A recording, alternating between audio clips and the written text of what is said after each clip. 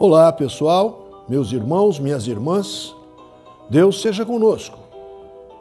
Primeiro vídeo com considerações e anotações minhas acerca da nota explicativa das editoras espíritas contidas no Evangelho segundo o Espiritismo e nas obras de Allan Kardec a partir do ano de 2007. Fundo musical para este vídeo do pianista belga Seb Very, a belíssima música Race to the Moon, que vem ao português brasileiro por Corrida para a Lua. Havemos sempre lembrar que a fé de um espírita estriba-se na razão. Entretanto, caríssimos meus, caríssimas minhas, naquela razão que contenha os amorosos olhos da caridade.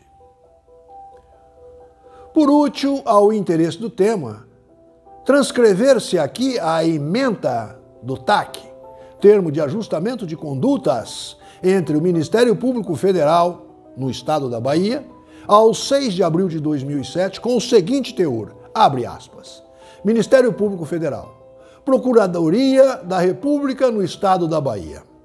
Termo de compromisso de ajustamento de conduta celebrado nos autos do procedimento administrativo de número 1.14.000.000.835/2006-12, com base nos artigos 5º e 6º da Lei número 7.347 de 1985, entre o Ministério Público Federal, a Federação Espírita Brasileira, a Federação Espírita do Estado de São Paulo, Centro Espírita Leon Denis, Fundação Espírita André Luiz, editora EME de Capivari, Instituto de Difusão Espírita, Petit, editora e distribuidora limitada, Livraria Allan Kardec, editora e editora cultural espírita Edicel, limitada.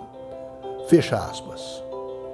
Lembro que a Lei 7.347 de 1985 é lei que trata das ações civis públicas e o artigo 5º e 6º, salvo engano, é o permissivo para que o Ministério Público atue como polo ativo. Mencionado TAC, termo de compromisso de ajustamento de conduta, teve por vaso genésico o arrazoado de alguns irmãos da etnia afro-brasileira que se sentiram discriminados por termos utilizados no terço final do século XIX, quando, numa época escravagista, com cientistas que, sem nenhum aprofundamento científico, aceitavam e pregavam a frenologia de Gall. Parênteses.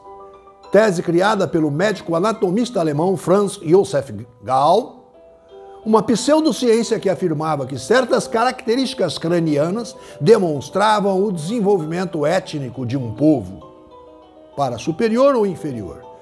Fecha parênteses. Assim como também a fisionomia de Lavater. Abre parênteses. Termo, tese do pastor suíço Johann Caspar Lavater, uma pseudociência que pregava a influência do estágio evolutivo espiritual na fisionomia material do indivíduo. Fecha parênteses. E esta razão culminou numa ação civil pública do Ministério Público Federal baiano e, para o bem de todos e felicidade geral da doutrina espírita, efetivou-se o termo de compromisso de ajustamento de conduta para que, ao fim das obras kardecianas, fosse aposto uma nota explicativa que terminava com a seguinte observação. Abre aspas. Esta nota explicativa deve ser inserida nas últimas páginas dos livros, nas próximas edições, indicada por notas de rodapé toda vez que um texto sobre este assunto suscitar dúvidas quanto ao seu caráter discriminador ou preconceituoso. Fecha aspas. Assim, meus irmãos, minhas irmãs, em que pese o codificador do Espiritismo, Allan Kardec, por ser homem de bem, justo e perfeito como tal, praticante da benevolência sem discriminação de raça, etnia, credo ou posicionamento político, independendo ainda se abastado ou desprovido de recursos, jamais fora racista. Todavia, como um cientista dos estudos espirituais, antes de se interessar pelas manifestações espirituais, fora aluno do pedagogo educador suíço Johann Heinrich Pestalozzi, que por oportuno tinha por amigo e conselheiro íntimo o próprio pastor suíço Johann Caspar Lavater. E Allan Kardec, antes de pesquisador do mundo espiritual, através de metodologia própria, fora adepto da pseudociência mesmerismo, criada pelo médico alemão Franz Mesmer, que pregava o magnetismo animal. De se notar que o professor Rivaio, nosso Allan Kardec, fora um culto pedagogo e cientista do século XIX, com raízes no conhecimento pestalozziano suíço, e nas teses suíço-alemãs, tanto do magnetismo animal quanto da influência do espírito na aparência material do indivíduo. Mencionadas teses em seus primórdios, inclusive por serem pseudocientíficas em seu nascedouro natural, como toda recém-nata tese, ainda estavam e estão incompletas. Haja vista que o princípio hermético da correspondência, assim em cima como embaixo, resta sempre a depender do estadiamento evolutivo da humanidade, que nem tudo pode aceitar e compreender. Assim sendo, a nova doutrina iniciada pelo professor Rivaio, que a partir de meados do século XIX, mais precisamente ano de 1854, até os seus últimos dias, no ano de 1869, portanto, em apenas 15 anos, o espiritismo kardeciano resultou em 5 obras matriciais, iniciadas em abril de 1857 com o Livro dos Espíritos e terminada com a Gênese segundo o Espiritismo em janeiro de 1868. Além da publicação periódica da Revista Espírita a partir de 1858 até 1869, com publicação pós-mortem por outrem do livro Obras Póstumas em 1869. Em tempo, no ano de 1859, fora publicado por Allan Kardec o livro com o seguinte título: O que é o Espiritismo? Mas ali era o findar dos séculos das luzes, do crepúsculo do iluminismo iniciado no século XVII. O pensamento era voltado à cientificidade das academias alemãs, britânicas, francesas, entre outras. E a ciência de então era materialista e preconceituosa no que tange aos povos que não brancos, europeus.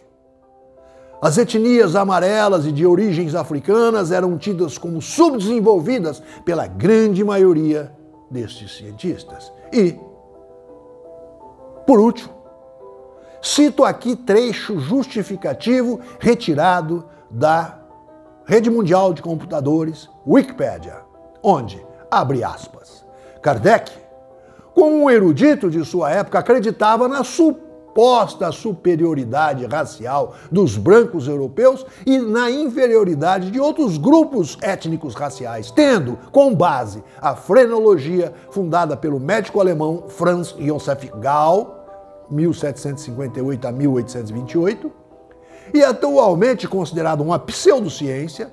Kardec foi, inclusive, membro da Sociedade de Frenologia de Paris e teria defendido teses atualmente consideradas racistas em trechos de suas obras, mas que, à época, representavam uma visão científica corrente no ramo da antropometria. No artigo parênteses, perfectibilidade da raça negra, fecha parênteses, Kardec afirmou que, uma vez que espíritos evoluem, têm que habitar corpos de outra raça, o que acarretaria o desaparecimento das raças selvagens. E ao consultar o espírito São Luís, Kardec lhe perguntou se a raça negra é inferior, ao que São Luís lhe teria respondido que a raça negra desapareceria da face da terra. Fecha aspas. Esse é comentário da Rede Mundial de Computadores na Wikipédia. Assim, portanto, caríssimos meus e caríssimas minhas, excusemos aquela visão considerada racista e creiamos que o nascedouro da doutrina espírita, como tudo recém-nascido, seguiu e segue seu caminho, evoluindo como doutrina, informando-nos que a ciência, comprovando os erros da doutrina espírita, imediatamente a doutrina se adequará à cientificidade comprovada.